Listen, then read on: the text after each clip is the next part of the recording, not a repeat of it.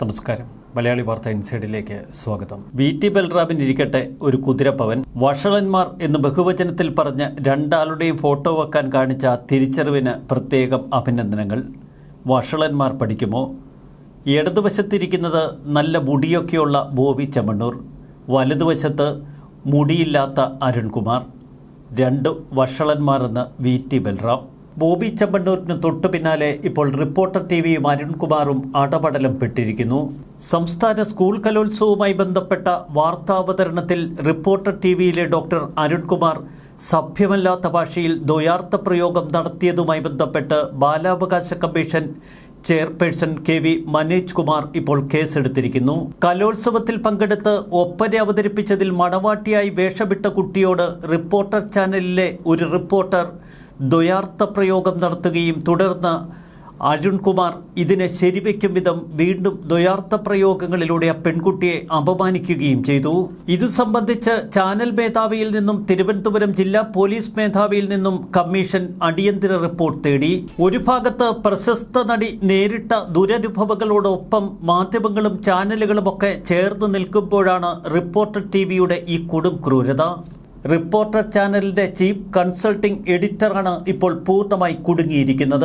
ഒപ്പനയിലെ മണവാട്ടിയായി വേഷമിട്ട കുട്ടിയുടെ അടുക്കൽ ശൃംഗാരഭാവത്തോടെ എന്തൊക്കെയോ ഇക്കിളി വർത്തമാനങ്ങൾ പറയുന്ന ഒരു ചാനൽ റിപ്പോർട്ടർ, പിന്നീട് ഒരു ഗാനത്തിന്റെ പശ്ചാത്തലത്തിൽ ചാനൽ റിപ്പോർട്ടർ ഈ ഒപ്പനയിലെ മണവാട്ടിയോട് കൊഞ്ചിക്കുഴയുന്നു.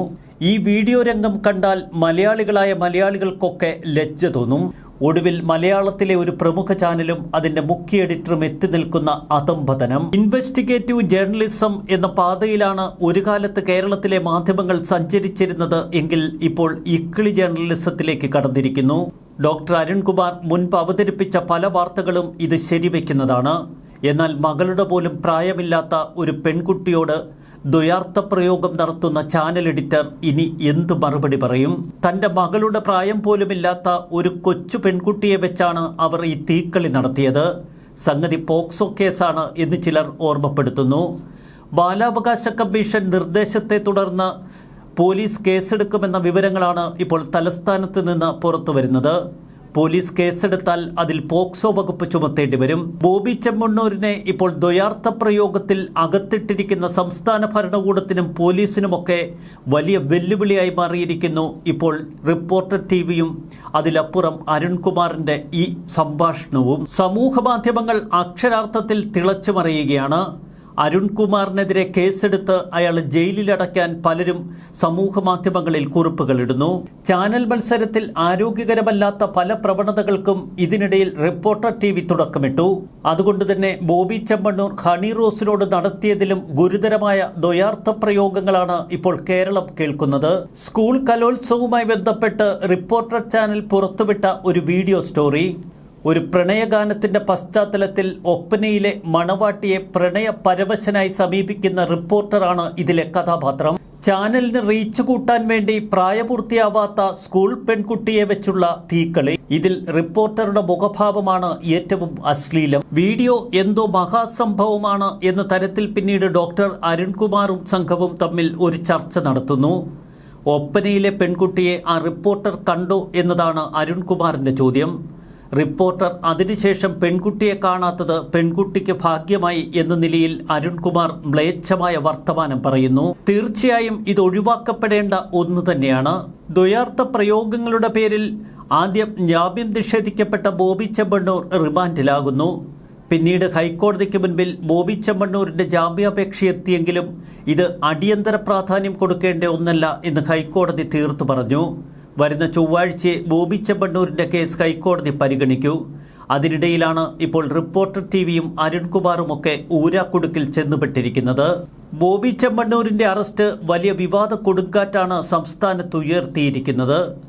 റിപ്പോർട്ടർ TVയും റിപ്പോർട്ടർ TVയുടെ ചാനൽ അവതാരകനും അതിലപ്പുറം ബോബി ചെമ്മണ്ണൂരിന്റെ അതേ പാത തന്നെ പിന്തുടർന്നുവെന്നാണ് ഈ വീഡിയോ കഥ കാണുമ്പോൾ നമുക്ക് ബോധ്യപ്പെടുന്നത്.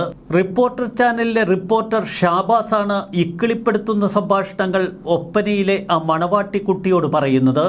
സ്കൂളിൽ പഠിക്കുന്ന ഒരു കൊച്ചു പെൺകുട്ടിയോട് സംസാരിക്കേണ്ട രീതിയിലല്ല ഷാബാസ് സംസാരിച്ചതെന്ന് വ്യക്തമാകും ഈ വീഡിയോ കാണുമ്പോൾ.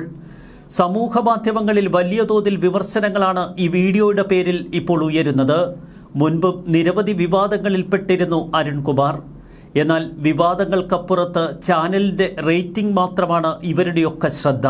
ചാനൽ റേറ്റിംഗും പണവും അതുമാത്രമായി ചാനലുകൾ മാറുമ്പോൾ കൂടുതൽ അധംപതിക്കും എന്നതിന്റെ വ്യക്തമായ സൂചനകളാണ് ഇപ്പോൾ പുറത്തുവരുന്നത്. നേരത്തെ സുരേഷ് ഗോപിയെ തൃശൂരിൽ അപമാനിക്കാൻ ശ്രമിച്ച വനിതാ റിപ്പോർട്ടർ സൂര്യ സുജി റിപ്പോർട്ടർ ചാനലിൽ നിന്നും രാജിവെച്ച് ചില സത്യങ്ങൾ കേരളത്തോട് തുറന്നു പറഞ്ഞിരുന്നു. സുരേഷ് ഗോപിയെ അപമാനിക്കാൻ ശ്രമിച്ചു എന്നതിന്റെ പേരിൽ സൂര്യ സുജിയെ തൃശൂരിൽ നിന്നും കൊച്ചിയിലേക്ക് ട്രാൻസ്ഫർ ചെയ്തതിന് തൊട്ടുപിന്നാലെയാണ് അവർ പൊട്ടിത്തെറിച്ചത്.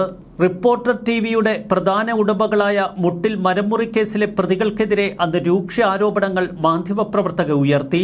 റിപ്പോർട്ടർ ചാനലിന്റെ പ്രധാന മുഖമായ അരുൺകുമാറിനെയും അന്ന് മാധ്യമപ്രവർത്തക വലിച്ചു കീറിയിരുന്നു. മരമുറി ചാനലിലെ തന്റെ 7 മാസത്തെ അനുഭവങ്ങൾ എന്ന പേരിലാണവർ ഒരു കുറിപ്പിട്ടത്. വാർത്തകൾ എന്ന് പറയുന്നത് മുതലാളിയെ വെളുപ്പിക്കാൻ വേണ്ടി ചെയ്യേണ്ട ഒന്നല്ല. അത് ചെയ്യുന്നതിലും നല്ലത് ഈ പണി തന്നെ ഉപേക്ഷിച്ചു പോകുന്നതാണ് അരുൺകുമാർ നല്ലത് എന്നാണ് അവർ അന്ന് എഴുതിയത്. ഒട്ടും പ്രൊഫഷണൽ അല്ലാത്ത ഒരു പറ്റം കോമാളികൾ നയിക്കുന്ന ചാനലാണ് റിപ്പോർട്ടർ ചാനലെന്ന് അവർ അന്ന് തുറന്നെഴുതി. നിസ്സഹായരായ മനുഷ്യരാണ് അവിടെ ജോലി ചെയ്യുന്നത്. രാത്രി 7 മണി കഴിഞ്ഞ് മീറ്റിംഗിന് മരമുറി മുതലാളി കയറിയിരുന്ന് അനുഭവ സമ്പത്തുള്ള റിപ്പോർട്ടർമാരെ തെറിവിളിക്കും. തൊട്ടടുത്ത ദിവസം ഒന്നും സംഭവിക്കാത്ത രീതിയിൽ റിപ്പോർട്ടർമാർ എല്ലാവരും മാധ്യമ സ്വാതന്ത്ര്യത്തിന് വേണ്ടി പോരാടും. പട്ടിയെപ്പോലെ പണിയെടുപ്പിച്ച് പണിയെടുക്കുന്നില്ല എന്ന് പറഞ്ഞ് 4 റിപ്പോർട്ടർമാരെ പറഞ്ഞുവിട്ടതിന്റെ പാരമ്പര്യവും അവർക്കുണ്ട്. സൈബർ സഖാക്കൾ BGM ഇട്ട് വാഴ്ത്തിപ്പാടുന്ന അരുൺകുമാർ എന്ന നിലപാടില്ലാത്ത മനുഷ്യനെ ഇനിയെങ്കിലും നിങ്ങൾ മനസ്സിലാക്കണമെന്നാണ് അന്നവർ കുറിച്ചത്. മുഖ്യമന്ത്രിയുടെ പ്രീതി പറ്റാൻ വേണ്ടി മാത്രം നവകേരള സദസ്സിനൊപ്പം യാത്ര ചെയ്ത വ്യക്തി. ക്യാമറാമാൻമാരോട് മാധ്യമപ്രവർത്തകർ സഹകരിക്കുന്നില്ല എന്ന് പരാതി പറഞ്ഞ വ്യക്തിയാണ് അരുൺകുമാർ എന്നും അന്ന് മാധ്യമപ്രവർത്തകയുടെ കുറ്റപ്പെടുത്തൽ. ഇടത് പുരോഗമന സിംഹങ്ങൾ എന്ന വിഗ്രഹങ്ങൾ ഉടഞ്ഞുപോയി എന്ന് പച്ചയ്ക്ക് പറഞ്ഞിരുന്നു അന്ന് മാധ്യമപ്രവർത്തക. അന്നവർ പൊതുജനങ്ങളോട് പറഞ്ഞു, എന്റെ ജീവന് ഭീഷണിയുണ്ട്, എനിക്കെന്തെങ്കിലും സംഭവിച്ചാൽ നിങ്ങൾ ഓരോരുത്തരും അറിയണം അതിന്റെ പിന്നിൽ മരമുറിയുടെ കൈകളാണെന്ന്. പലരും റിപ്പോർട്ടർ TV വിട്ടിറങ്ങിയപ്പോൾ ഇത്തരം കുറിപ്പുകൾ സമൂഹത്തിന് പകർന്നു നൽകി എന്നതും മറക്കരുത്. മാധ്യമപ്രവർത്തനത്തിന്റെ ധർമ്മം മറന്നുപോവുക മാത്രമല്ല ഇപ്പോൾ റിപ്പോർട്ടർ TVക്ക് സംഭവിച്ചിരിക്കുന്നത്. ഇക്കിളി വർത്തമാനങ്ങളും ദ്വയാർത്ഥ പ്രയോഗങ്ങളുമായി പോക്സോ കേസിലേക്ക് ചെന്നുപെട്ടിരിക്കുന്ന ദുരവസ്ഥ. ന്യൂസ് ഡെസ്ക് മലയാളി വാർത്ത.